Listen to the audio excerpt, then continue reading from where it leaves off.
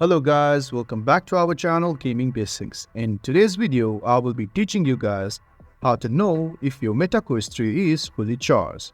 So at first, just take out the cable from the box and just plug it into your multi-plug or the switch anywhere you want to. And after you plug it, you can see the hole right here. And all you have to do is just plug it in.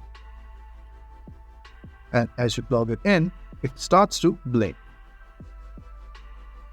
As you can see, the green light right here. That means your MetaQuest 3 is fully charged. But if the light is red, it means your MetaQuest is charged.